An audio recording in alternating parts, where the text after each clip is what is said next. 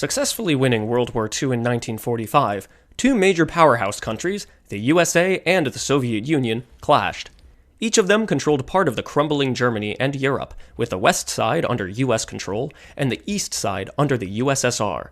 Even though cooperation between the Soviets and the US was required to end the war, they were not on good terms in the slightest. The two countries were in such a state of militarism that pressure between them was so great that they entered the Cold War. As this war of hostility, running just short of all-out combat, raged on, each of the countries raced to conquer the stars. The USSR was the first to successfully launch a satellite, Sputnik, into space in 1957.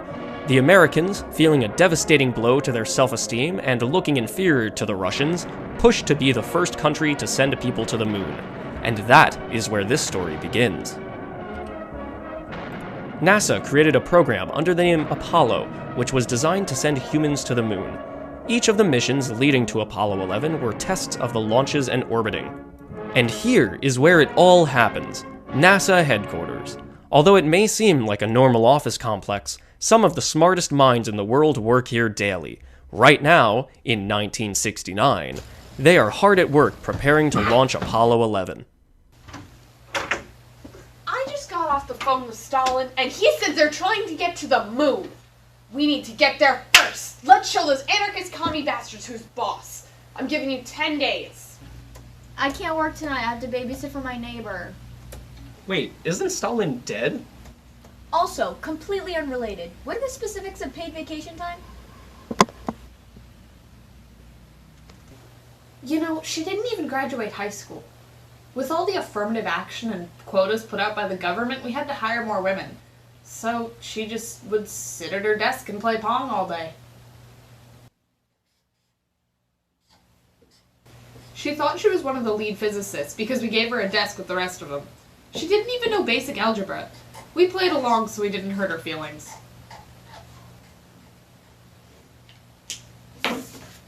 It's a cat. And this is its head.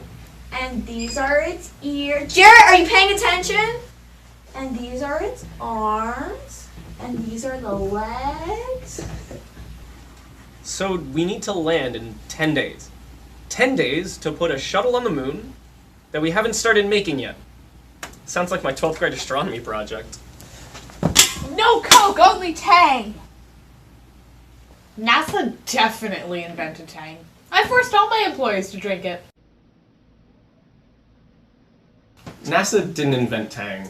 Rosie doesn't believe me. I mean, for God's sake, she's the director of NASA. She just really loves Tang.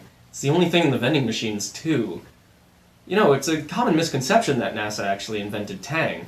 The real inventor... Do you have any details like, I don't know, a budget, a launch date, anything? Don't ask me, I just work here. Oh, that's Adolf, I have to take this. Get to work, guys. Hey, bud, how's Argentina? Wait, what? So guys, you heard the man, who has no idea what she's doing. We need to get Apollo 11, a spacecraft and lunar lander, into space and onto the moon. Wait, how long do we have to do that? 10 months? That shouldn't be so hard. No, Anastasia, we have 10 days. 10 days to do something no one has ever done, ever. 10 days! That's more than a week! We didn't have any budget, and Rosie didn't tell us anything, so essentially we didn't have any money, any guidelines, or any directions to any extent whatsoever. So we don't really have a budget, so how are we going to do this, guys? Well, I got $6 I was gonna use for lunch. Oh, and some loose change. So, $7.20? How about you guys? Oh, actually, I have some coins I was going to use for the Tang machine. Ooh, and a Dunkin' gift card.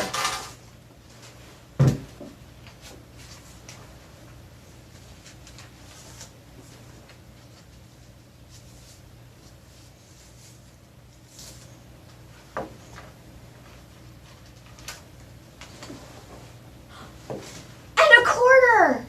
That's a penny.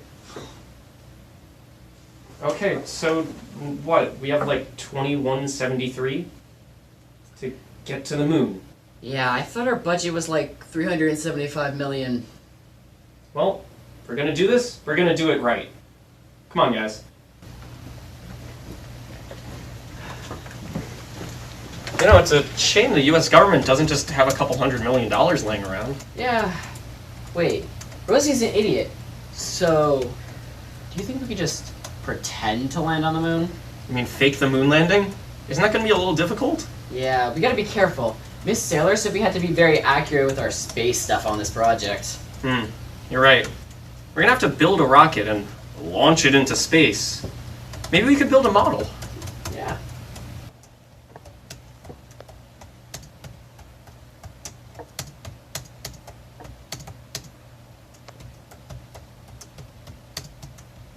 Wait, Anastasia, what are you doing? Google shouldn't exist until 1998. What's a Google? I still don't know what Anastasia was doing. Google still doesn't exist. This is 1988. This says we just need a green screen and a model rocket. Hey guys, I found this on Rosie's desk. Ah, great. Now we have a model rocket.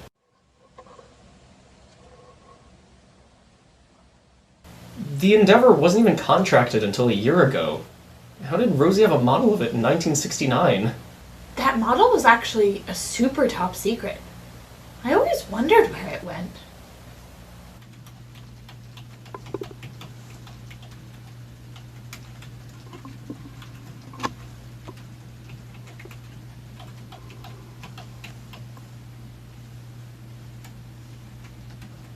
Okay, so because we need accuracy, I did the math. The capsule has to be 3.2 meters tall with a diameter of 3.9 meters and approximately weighing 5,900 kilograms. The lunar lander will be on top of a 363-foot tall rocket at about 37 nautical miles high. The rocket will be going about 6,340 miles per hour. Following that, the launch escape tower will separate. While traveling farther and farther from Earth, the capsule will blow up its bolts to detach it from the rocket. Mid-course correction, as noted here, will be made with a 3-second burn, sharpening the course of the spacecraft and testing the engine that must get our astronauts in and out of lunar orbit. The 363-foot tall Apollo 11 space vehicle will be launched from Pad A, Launch Complex 39, Kennedy Space Center, at 8:32 a.m. EST, July 16th, 1969.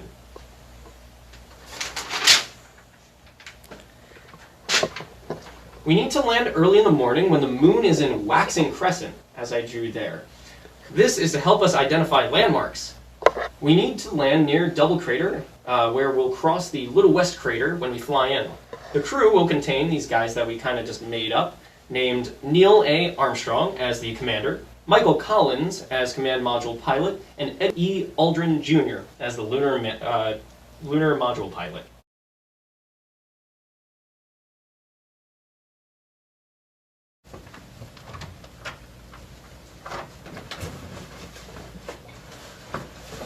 Found these in Rosie's office.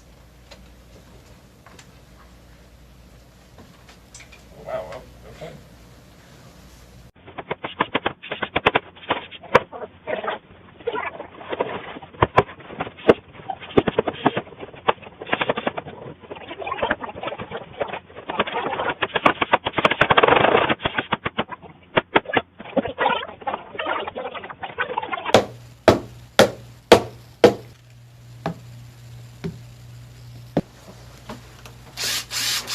And we're done. Wow, we sure did finish that fast. Doesn't it usually take the engineers months to do this? Silly Anastasia. Engineers aren't scientists. They're glorified carpenters. Jared actually got his double majors in engineering. I did my best to constantly make fun of him for it. Although, technically, by definition, engineers aren't scientists. Unless they directly apply their knowledge of the physics. Okay, so we need the film. Anyone got a camera?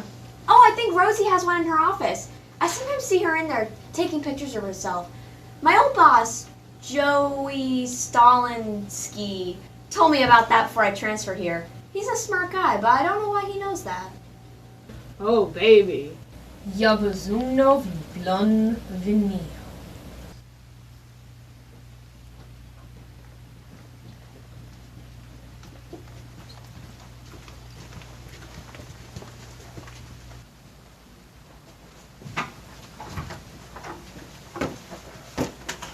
I found the camera. Looks really fancy. Okay, Jared, you have the camera set up, right? Yeah. Okay, Anastasia, on my mark, drop the lander. Okay. Action. Okay, now cut. And Anastasia, get behind the lander. Why? Well, you need to come out, right? Oh, okay. Okay, and now action. Say the quote. One small step for mankind, one giant leap for man. Did I do it right? Perfect. Now cut. And good. Okay, so now we need the rocket launch. Got the camera ready? Yep. Okay, here we go. 3, 2. 1. Lift off. And you can fix that in post, right, Jared? Of course. Okay, perfect. 0, all engine running. Liftoff. We have a lift. One small step for mankind, one giant leap for man. So now we need a picture of us on the moon or something. Hey, Rosie! What? Can you take a picture of us? Okay.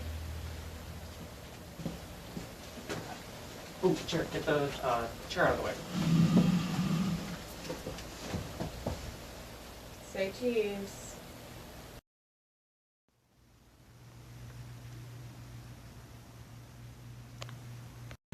Dzień później! Jest obiadem do widzenia, mleko i chleb, jabłko, chcemy się trochę pić, miesięczne, polaski, papa!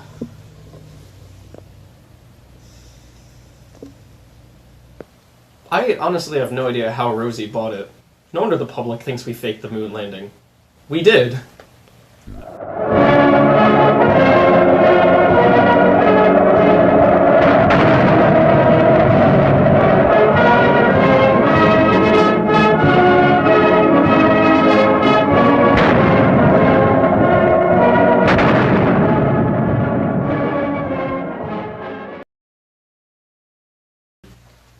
I never realized I'm a Russian spy. I spent years collecting data for the Russian government. I was actually babysitting, though, a good part-time income. Turned that poor kid into a sleeper agent. Also, I'm not dead. CIA! Oh, baby.